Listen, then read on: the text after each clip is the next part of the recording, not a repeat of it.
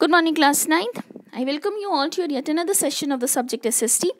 In this class, we're going to start with a new chapter of your economics, that is poverty as a challenge.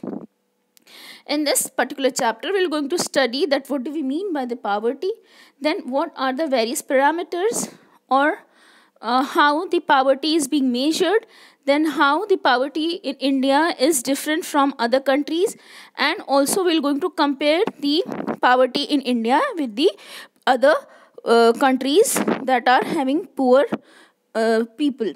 So let's start with the chapter. Basically in this chapter we're going to study the poverty of India. So according to us, हमारे according poverty क्या है?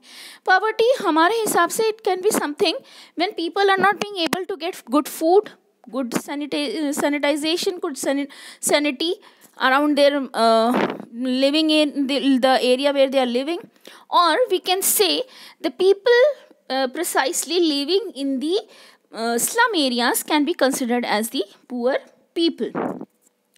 So what are the typicalities related with some slum areas? जो slum areas होते हैं उनके साथ ऐसा क्या है जो हमें बताता है कि लोग वहाँ पर जो रह रहे हैं they are the poor people. So basically वो होते हैं उनके पास proper education, proper food, good cleanliness, then health care, ये सारी की सारी फैसिलिटीज़ में those people are lacking behind, इसलिए हम उन्हें poor कहते हैं. Again, जो poverty है it can be of two types. The first one is the rural poverty, the urban poverty and the rural poverty. Urban poverty means the poverty which is in the city. City के अंदर हम किसको poor कहेंगे. इसके लिए आपके book में example लिया गया है जिसके अंदर एक फैमिली है जो कि राम सरन की फैमिली है and he is 33 year old, जिसके पास जो रांची के पास रहता है in Jharkhand, and he is having the earning of around 1500. ठीक है, 1500 वो अर्न करता है per month. Then he is having 6 members in his family, that is himself, उसकी वाइफ और 4 बच्चे जो कि 12 ईयर से लेकर के 6 मंथ्स तक के हैं. देन आप इस एग्जाम्पल में देखोगे कि उसकी वाइफ जो है हाउस होल्ड कोर्स करती है, हाउस होल्ड वर्क करती है लोगों के घर जाकर as a maid, and she is earning for about 800 rupees. फिर उसके बाद उसका एक बेटा है, he is earning 300 rupees from the small tea stall. Then उसकी जो बेटी है वो अपने यंगर जो किड्स हैं, जो उसके यंगर सिबलिंग्स हैं, उनको लुक आफ्टर करती है. तो यहाँ पर आप देख रहे हो कि जो इस फैमिली की जो टोटल अर्निंग है वो आप देख सकते हो कि समथिंग अराउंड 3000 तक ही जा पा रही है. देन आपका आता है रूरल केस. रूरल केस मतलब रूरल सोसाइटी में जो रूरल एरियाज़ हैं basically that is village areas, वहाँ पे किस तरह के पुअर्स हैं. यहाँ पर अगेन एक एग्जाम्पल है विच is of Lakha Singh who belongs to small village near Meerut in Uttar Pradesh. उसकी फैमिली में भी एक लैंडलेस लेबरर की तरह वो काम करता है. उसके पास कोई लेबर नहीं है. उसके जो 50 रुपीज़ पर डे के बेसिस पे वो काम करता है. मोस्ट ऑफ द टाइम उसको काम नहीं मिलता है, और कभी कभी वो सिर्फ पैसे ही नहीं बल्कि they get the in kinds. उनकी जो मजदूरी हैं वो उनको काइंड्स में भी मिल जाती है. फॉर एग्जांपल उनको कभी दाल मिल गई, वीट मिल गया, वेजिटेबल मिल गया.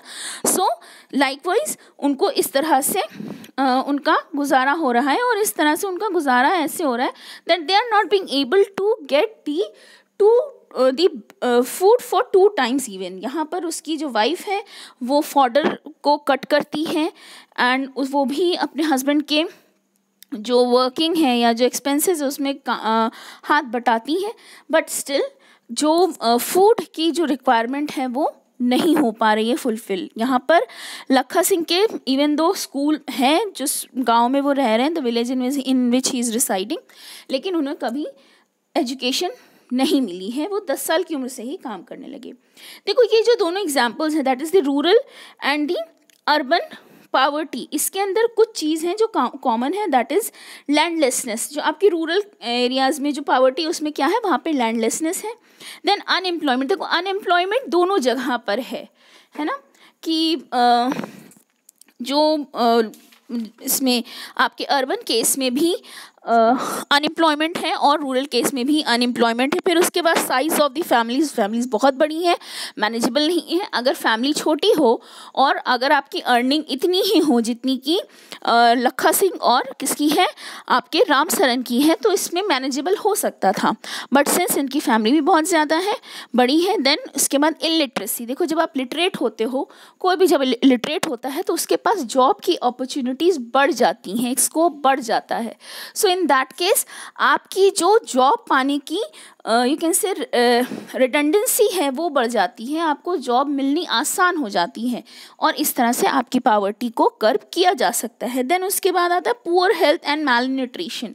इट इज़ वेरी ऑब्वियस कि जब किसी के घर में इतना कम पैसा होगा तो 2 वक्त का खाना भी they are managing very hardly. So इस वजह से उनका जो हेल्थ है वो बहुत डिटोरिएटेड है और इसीलिए उनके यहाँ जो डेथ रेट है वो हाई है। Then comes the child labour. It is very obvious that the people are more in the family, इसलिए जो बच्चे हैं उनको भी स्कूल जाने के बजाय they are doing work. Then helplessness, देखो when the poverty comes the helplessness also comes in. मतलब क्या है कि आप जब भी देखते हो कि जो पुअर होते हैं उनको सुनने वाला कोई नहीं होता है, उनको सोशल ग्रुप में भी उनका एक्सक्लूजन कर दिया जाता है, मतलब उनको हटा दिया जाता है, उनको लोगों से दूर कर दिया जाता है।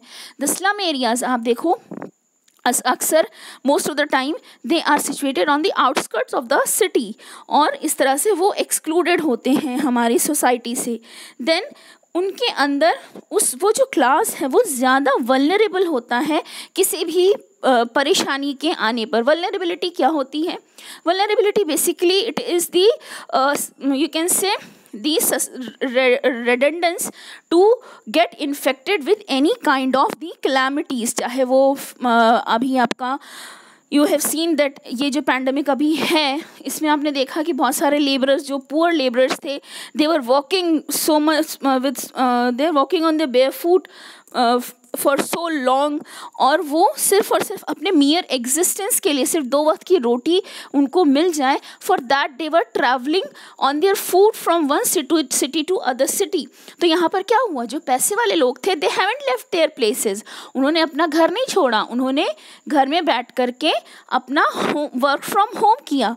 लेकिन क्यों? क्योंकि उनके पास एजुकेशन थी, लिटरेसी थी।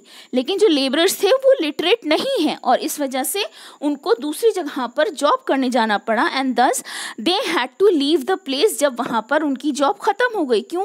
क्योंकि वहाँ पर अब उनके खाने के भी यू कैन से खाने को भी नहीं मिल रहा था। तो क्या हुआ यहाँ पर जो पैंडेमिक है it has affected the poor the most. उसी तरह से इसी दौरान आपने देखा कि बंगाल में बहुत बड़ा स्ट्रॉम आया। सो इन दैट केस ऑल्सो जो रोड साइड पे जो लोग रहते थे, जो स्लम एरियाज़ में रहते थे, उनके ऊपर उस चीज़ का ज़्यादा इफ़ेक्ट पड़ा, उस चीज़ से लोग ज़्यादा इफ़ेक्ट हुए बनिस्बत उन लोगों के comparison to those people who are living in the proper good houses. So यहाँ पर क्या है, जो पुअर्स हैं they are vulnerable class, means वो जो भी प्रॉब्लम्स आती हैं हमारी सोसाइटी में, चाहे वो नेचुरल हो चाहे वो किसी तरह की भी हो, उसमें सबसे ज़्यादा इफ़ेक्ट कौन सा क्लास होता है? The poor class. अगेन इस पावर्टी को मेजर करने के लिए हम एक पावर्टी लाइन को रिफ़र करते हैं। पावर्टी लाइन एक इमेजिनरी लाइन है और ये जो लाइन है पावर्टी लाइन है ये अलग अलग country, it can be different for different countries. Y?